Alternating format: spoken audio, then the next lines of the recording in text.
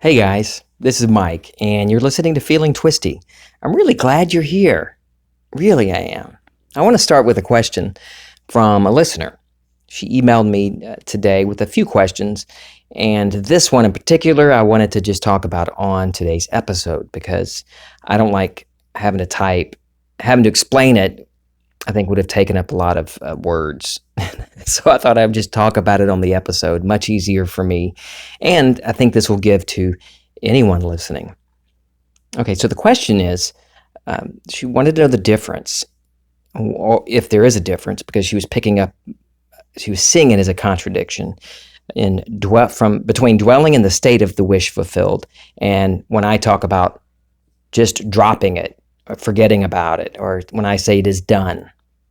And she gave a couple of examples. One was when I talked about being healed, when I had come to that point where I decided it's time for dystonia to go, a little conversation I had with myself. And a more recent episode, Water, Water Everywhere, when I talk about the plumbing problem and how I just stopped for a moment and imagined hearing my dad's voice saying, wow. He was, amazed at how easily the plumbing problem was resolved. And I can't remember exactly what I said there, but I think I must have said something about that I dropped it or I knew it was done. And I think this is where the question comes from. Is that different than dwelling in the state of the wish fulfilled? And for me, my answer is no, there is no difference. Not at all. If I'm dwelling in the state of my wish fulfilled, and in the episode she talked about, the plumbing problem, hearing my dad's voice, hearing him say, wow, amazed at how quickly and easily I resolved the plumbing issue,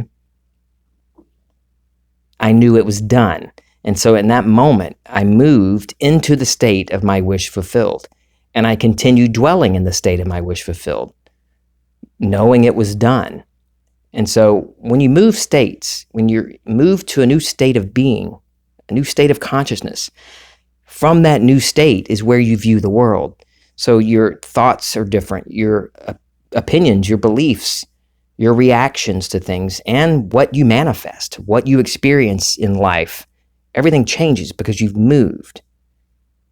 You are not going to experience anything until you're being it already. So by saying I dropped it or I forgot about it, I don't mean that I forgot it, I just gave up, that I dropped my desire. Like I give up. That's it. I imagine it and screw it. No, when I say I dropped it, I mean I dropped the desire.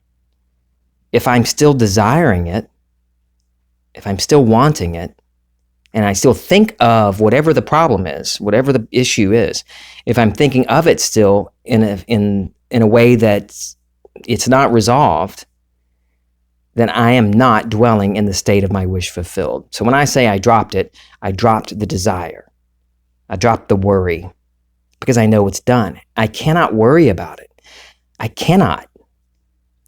And I'm literally, if you're dwelling in the state of your wish fulfilled, whatever the issue is, if you're truly dwelling in it and you've moved, that's your dwelling place. You cannot worry about the lack of whatever that was because it's no longer a lack. You're no longer lacking it. So when I say I forgot about it, I forgot about the want because I moved into the have. It's done. So I hope that answers the question that there is no difference when I talk about dwelling in the state of the wish fulfilled and when I say I dropped it or I forgot about it or it's done. I give you a couple of examples. I want to tell you Amanda's story, and Amanda and Julie and Dan, they've been some really good resources for me with sharing stories with you. Amanda was the first listener to ever share a story with me way back in the beginning. Check out her episode. It's titled, I Was Already There, and that involves time travel. Anyway, check it out. I think none of the platforms have all of my episodes on it, all the way back to number 1, except for feelingtwisty.podbean.com. That's the home platform that I use. That's the one I use to the home base, if you will, for my podcast. Anyway, so check it out, her episode. And she's also, her name popped up in the last episode. Check that one out too, Infinite Response. So this story is just about how easy it is. And that's what she wanted to share with me. And Amanda knows the power of imagination. She knows that by assuming the wish fulfilled in just a moment, without making it hard, that it's done and no stress is needed, no worry is needed. So Amanda is going to be a DJ, or the DJ, at an upcoming wedding. Now this wedding is informal, not a dressy wedding, and so she wasn't going to dress up to be the DJ, but she didn't want to wear just jeans. So she had in mind just a light little cotton springy dress to wear, but she didn't have it at the moment when she decided that's what she wanted to wear. But she assumed that it was done. She had the dress. She did check out her closet, and nothing was in there that she wanted. But she remained in the state of the wish fulfilled. She didn't worry about it, stress out about it. She dropped the concern for it, still dwelling in the state of the wish fulfilled. The next day, she gets a call from a friend with a box of clothes, and she says, this friend is not known for dresses, not a friend that you would expect to get a dress from. And guess what's in the box? She said, that's right, the perfect dress, a sweet little cotton blend dress, I'm quoting here, mid-length with a ruffle, and it's just that easy. It really is that easy and that simple. Thank you, Amanda, for sharing that with me. And that's another example of, I think, to answer your question, the difference between dwelling in the state of the wish fulfilled and what those terms that I was using. There is no difference. Amanda continued dwelling in the state of, I've got the dress that I want. She didn't stress or worry about it or start planning going which dress shop do I need to go to and all that stuff. She decided, made the decision that what she wanted and knew it was done. She dropped the desire and moved into, I got it. And when you move states and you're dwelling in this new state, the way you react to the world and everything does change. It really does. And the way people talk to you and treat you does change because you're dwelling in this new state. Now, it may be, if it's something that you imagine to be big, we're talking, a huge financial win or a new job or a wedding, a marriage, where you have no relationship right now. Yeah, of course you're going to, everybody's going to be treating you differently and in a different way than they were before. But regardless of the state, anytime you move into a new state and you're dwelling in the new state of consciousness, how you view the world changes, and how the world views you does change, even if it's ever so slightly. There is a change. Just like if I'm standing in my upstairs bedroom looking out of the window toward the front yard, I can see the driveway and the road, and in my bedroom, I'm right next to the driveway. But if I were to walk down the hall to the other end of the house, look out my son's bedroom, look out on the same front yard, the driveway's much farther away. I can still see the road, but I'm seeing everything from a different perspective. That's what it's like when you're moving into a different state. Okay, that was a great story, Amanda, and I hope that helps answer your question too about dwelling in the state of the wish fulfilled. I'll give you another example, and this might seem like an oversimplification, but I want to make it very simple because it really is that simple. I want to get across the feeling of just this knowing that it's done. Okay, so yesterday morning, I get up at 6 a.m., see a text from my 19-year-old son. It was his birthday yesterday. And every birthday for our kids, we always cook they get the choice of dinner.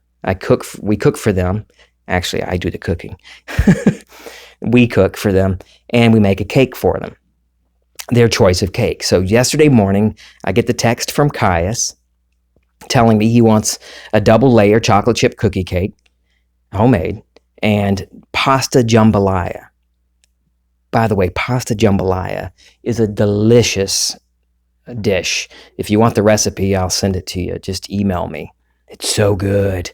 Okay, so here's how the day went. I see the text, and as soon as I saw the words pasta jambalaya, I immediately could see the pasta in the pot and smell the sausage. It has a very particular smell, the dish, because I use a very particular, I use Cajun sausage. If you're from around here, around my parts, it's Richard sausage. Anyway, so I could smell the sausage when I'm looking at the text. I already went into imagination, and that was my little imaginal scene. It was really automatic. Because, and I'm sure you're the same way, when you hear something, you immediately pull up an image. When you talk about food, that's an easy one because you can taste and smell, and all these things come up immediately. I talk about, Tony's Pizza. You can probably smell the pizza right now if you're from around here. So I saw pasta jambalaya, and immediately I'm standing over a pot of pasta jambalaya, and I can smell the sausage as the steam comes up from the pot. And I'm done. Right then I knew, this is it. It's done. Now, throughout the day, I still had to get my daughter to school, run another son to work, go to the grocery store, get all the ingredients for the cake and the pasta jambalaya, come back home, start on the cake, run some more errands, all these things back and forth, and get everything together for the birthday celebration last night. Now, that imaginal act, that assuming the feeling of the wish fulfilled, happened at 6 o'clock in the morning. Saw the words pasta jambalaya, smelled the pasta, and saw the bow tie pasta in the pot. I moved right then. I made then, now, and there, here, in my imagination. I immediately was in my kitchen, standing over the pot of cooked, delicious pasta jambalaya. And just that moment, I didn't, stop and do a formal session or anything. It was right then. Pasta jambalaya. And the rest of the day, everything that needed to get done got done without confusion, without worry. Got the ingredients, got the cake baked, got the double layers cake, got it frosted. All these different things came together just as they should to make that happen for last night. It was already fulfilled in my imagination at 6 o'clock yesterday morning. But everything that had to happen, getting the ingredients and doing the cooking, came about as part of what Neville calls the bridge of incidents. Now, the only time I ever use that term, bridge of incidents, is when I'm doing Feeling Twisty. I don't call it that. When I'm talking to friends and family, I just talk about everything I need to get done got done without confusion.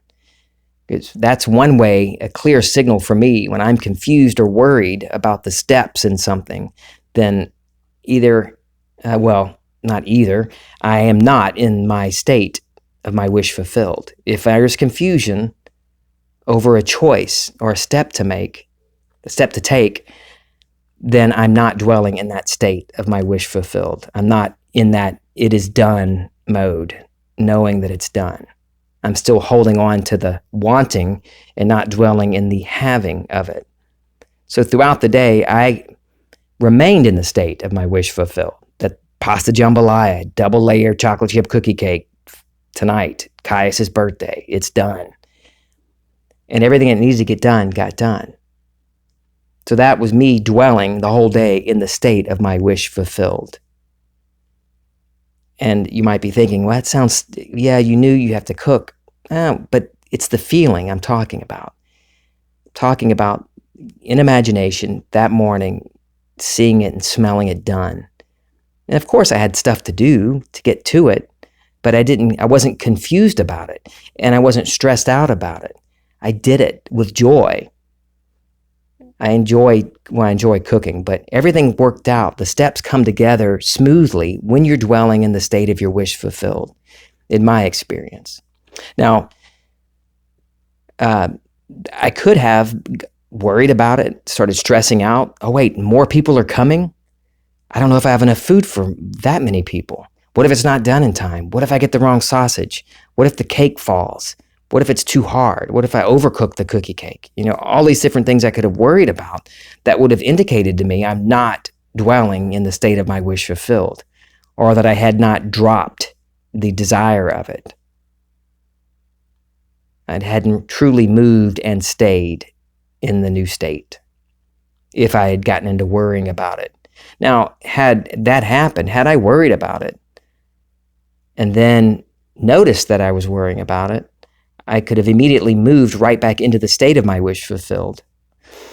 Jambalaya. And pulling up that same feeling of it's done.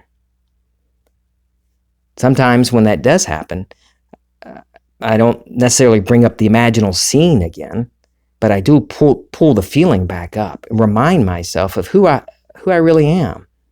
Reminding myself that my imagination creates my reality. That what I am experiencing is made manifest by what I am conscious of being.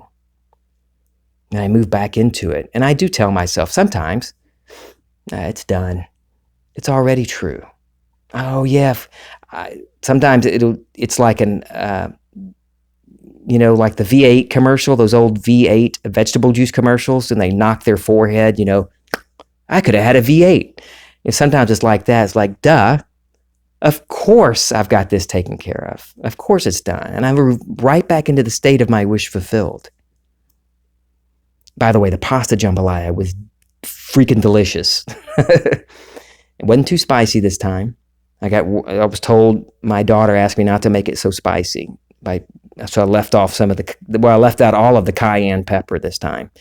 Anyway, but that was an example. I hope that it works for you, is to show you how you remain in the state of the wish fulfilled. And really, it's very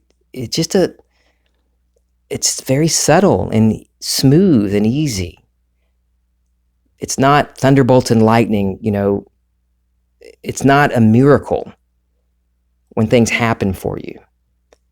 When you're truly living in the state of your wish fulfilled, what happens, it seems natural and normal, because from that state of your wish fulfilled, that new state of consciousness, that's the kind of stuff that happens for you, right? If you're dwelling in the state of wealth creator, having big paychecks come in, or different things, it's not like, oh my God, how the hell did I make this happen? You're not shocked by it because you're dwelling in that state of wealth creator. Do you see what I'm saying? That when you're truly dwelling in the new state, what once seemed like a miracle to you, because you're looking at it from a previous older state, a state of thinking of it, oh my God, that would be so great. Please, Lord Jesus, please, please. I need a miracle. It's only a miracle for somebody that doesn't understand how this really works. And it's only a miracle if you're viewing it from the state of your wish not being fulfilled. Because once you're truly dwelling in this new state, of course it happens. Of course the plumbing was fixed. Of course I was healed. Of course the pasta jambalaya was delicious. Do you see what I mean? From this new state, what used to seem like miracles aren't miracles. It's, oh yeah, that's the way I do things now. It's normal and natural for you. And you being the I am behind all of it, you can observe that and you can notice, oh, okay, in my previous states, these things seemed impossible. What used to seem impossible and I needed a miracle to have happen, now look at from this new state, that's a normal thing for me now. My reactions are different. Oh, you know what? That person that used to bug the hell out of me doesn't bug the hell out of me anymore. Oh, you know what? I don't really even see them anymore. Different things, people fall out of your consciousness. They fall out of your life in a way that, you don't have to block them on social media or blast them or, gossip about them. Why? If you do that, you're just, check the state you're in. What are you imagining about yourself? When you're dwelling in the state of your wish fulfilled, you've dropped the desire and you move from wanting it to having it. Well, wanting it to being it and knowing that you have it. Your reactions do change. And you may say, okay, well, no, they don't. I still reacted. I'm still frequency, naturalness. And the power of awareness, that's a great, almost cursed. Darn it. And Neville's books are all great. If you haven't read Power of Awareness, check it out. And his lectures too. But in that one, he explains it so easily about frequency and naturalness. But you imagine the state of your wish fulfilled. And every time you notice you're not dwelling in it, and you're not dwelling in it by your reactions and your thoughts, your mental diet, your inner dialogue, your inner talk. Those are great indicators of the state you're in. And you get right back into it and back and get back and get back. Frequency and naturalness. And it does become natural to you. So what seemed like, oh my gosh, this is going to be miraculous when it happens. When it does happen, you're already in that new state of its fulfillment. And so, of course it happened. And it'll happen so naturally often that you could look at it and say, wow, yeah, look how smoothly and naturally this happened. If I didn't know any better, I would say I had nothing to do with it. But you know better. You know who you are. And if you don't know who you are, you will. I know you will. And the fact that you're listening to this podcast shows that you're opening up. You are curious at the very least and what this is all about. And that's great. Now you go from unwittingly manifesting your entire life to consciously doing it, being intentional about it, and changing your entire life. It's a great adventure. And you've got all the time. There's no hurry.